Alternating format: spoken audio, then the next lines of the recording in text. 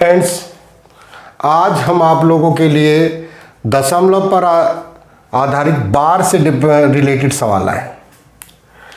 बार क्या होती है? बार चलिए पहले जानते हैं बार कैसे आती है। अगर मैं 20 को 3 से भाग करता हूं तो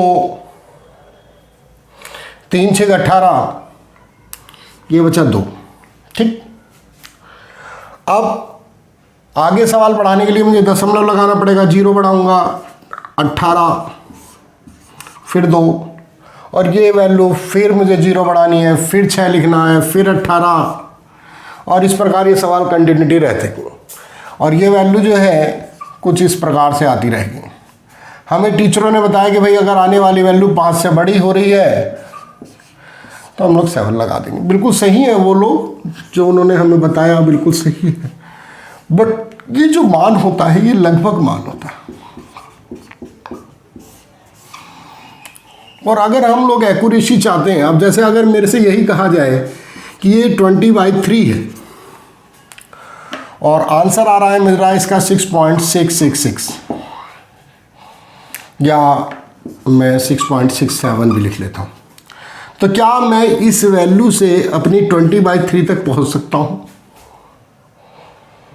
पेपर में आते हैं इस तरह के सवाल कि 6.6, इसे ही वैल्यू को जो रिपीट होता है इसे ही हम लोग बार कह देते हैं।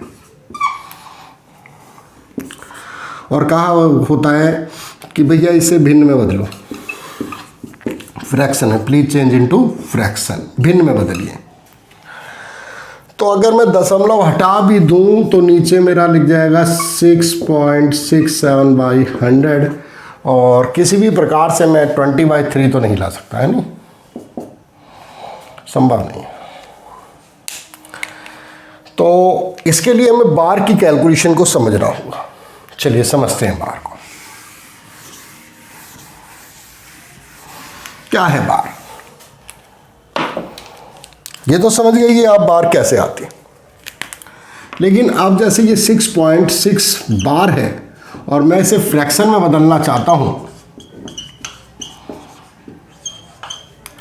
तो जो दशमलव से पहली वैल्यू है वो ऑलवेज प्लस कर देंगे, और जिसके ऊपर बार है उसके लिए 9 का इस्तेमाल करा जाता है।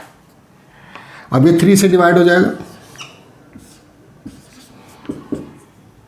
कैलकुलेशन करें, 3 6 18 और 2 20/3, ये मेरा आंसर है। कोई भी सवाल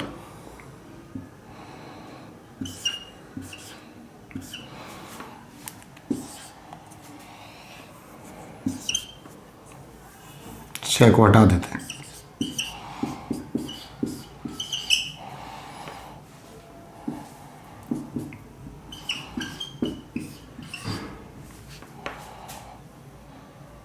टू 2.7, 25/9। तो आसानी से हम लोग इसे बदल सकते हैं। चलिए कुछ और सवालों को भी देखते हैं। जरूरी नहीं होता कि हर बार एक ही संख्या पर बार हो।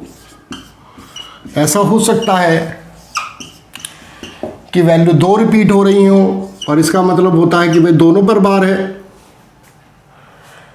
नहीं? तो 2 रिपीट हो रही हूं, 3 रिपीट हो रही हूं, और अब इन्हें भिन्न में बदलना चाहें तो क्या करेंगे? तो कुछ नहीं, जैसे दशमलव के बाद 2 अंक होते हैं तो नीचे 2 0 बढ़ जाती हैं, ऐसे दशमलव के बाद 2 अंक हैं तो यहाँ पर 2 9 बढ़ जाएंगे। यहाँ 3 अंक हैं तो 3 9 आ जाएंगे भाई। तो सिंपल, जितने अंकों पर बार लगी है उतने अंकों पर ही नीचे, उतने ही नीचे 9 आ जाएंगे। क्लियर है?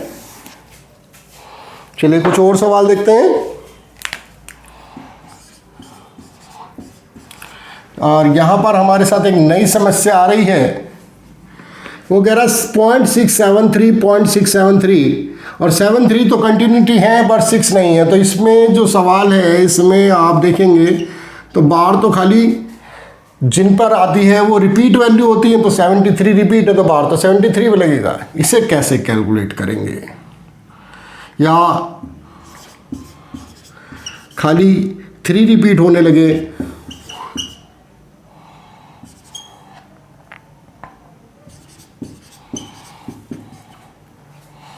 तो खाली 3 पर बार लगेगी, तो कैसे करेंगे भाई इन सवालों को? बहुत आसानी से आप लोग कर सकते हैं, बस चीज़ों को ध्यान रखना बहुत ज़रूरी है। पहले पूरी वैल्यू आपको लिखनी है, जिस वैल्यू पे बार नहीं होती उस वैल्यू को आपको माइनस कर देना है, क्योंकि वो आपके काम की नहीं भाई। बाकी सिंपल है, बार वालों के लिए आपको 9 लिखना है और जो रह जाती है वैल्यू उसके लिए 0 ले लिखना है। सेम टू सेम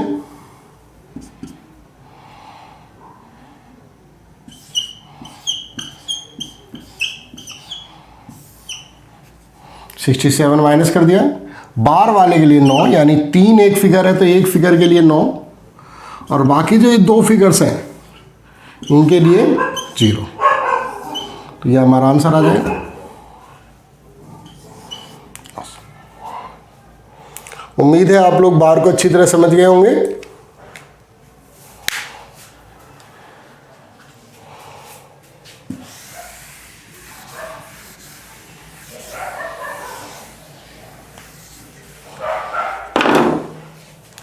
कुछ सवाल देखते हैं बार पर आधारित।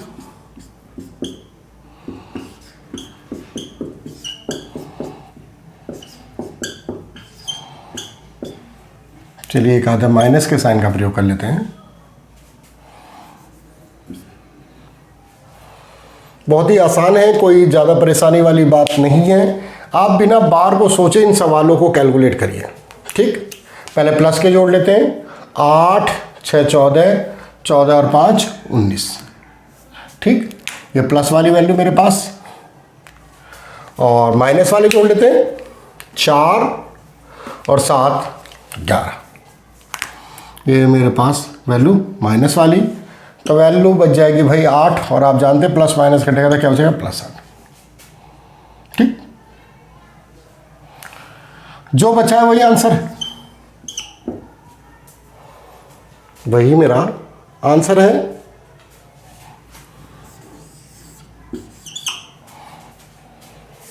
बस बार लगा देनी है, या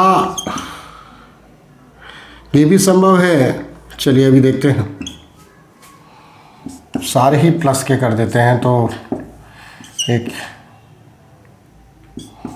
अलग सी कंडीशन पैदा होती है। चलिए जोड़ते हैं। 8 7 15, 15 6 21, 4 25 और 5 30। इसे आपको 9 से भाग करना है। 9 तिया 27, क्या बचा आपका? 3।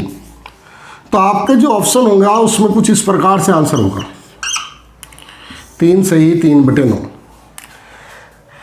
अगर ऐसा आंसर नहीं दिया होगा और बार में आंसर दिया होगा तो आपके सवाल में जो दूसरा आंसर हो सकता है वो होगा 3 पर बार। जिसके भी नीचे 9 है उसका मतलब है उस पर बार। ठीक,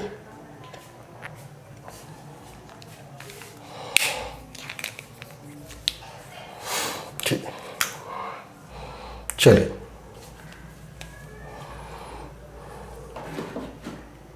कुछ और सवाल देखते हैं।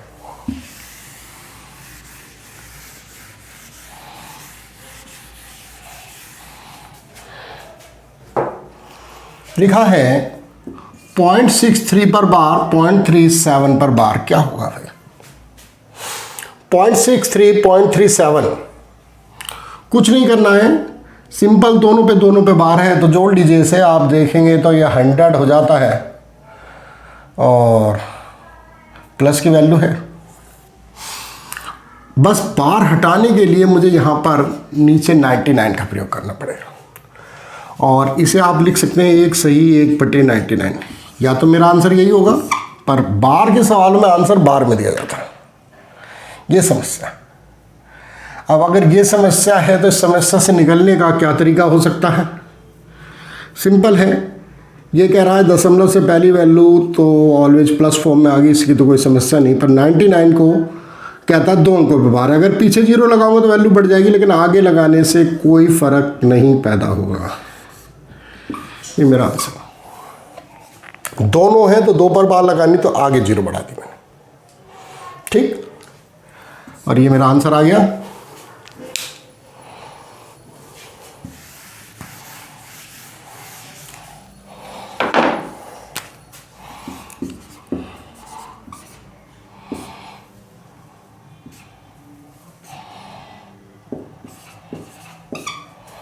चलिए करते हैं इस सवाल को। अगर आप इस सवाल को करें तो ये हो जाएगा 13 सही 57/99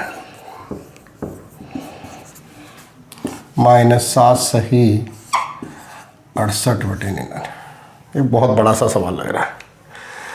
तो बहुत बड़ा सवाल है, 99 की 13 से मल्टीप्लाई वगैरह वगैरह, ऐसा कुछ ना करके हम लोग इस वैल्यू को अलग गिन लें। तो 13 में से 7 गए, क्या बचे भाई 6। अब इस वैल्यू को अलग कैलकुलेट कर लेते हैं। तो 57 में से 68, देखिए बेस बराबर है, तो 57 में से 68 जाएंगे तो क्या बचेगा 11/99। लेकिन माइनस के बचेंगे, क्योंकि कम में से जब भी घटेगा तो माइनस 1/9। तो हमारे पास जो वैल्यू बचती है वो एक तो 6 पहले ही बच गई थी और एक बच गई भाई 1/9। 6 को भी अगर हम लोग 5 + 1 - 1/9 लिख लें तो 1 में से घटाना बहुत ही आसान होता है। 9 एकम 9 और 1 8/9, या इसे हम लोग लिखेंगे 5 सही 8/9, या आप इसे लिखेंगे 5 और 8 पर बार। तो आंसर आ गया 5.8 पर बार। ठीक।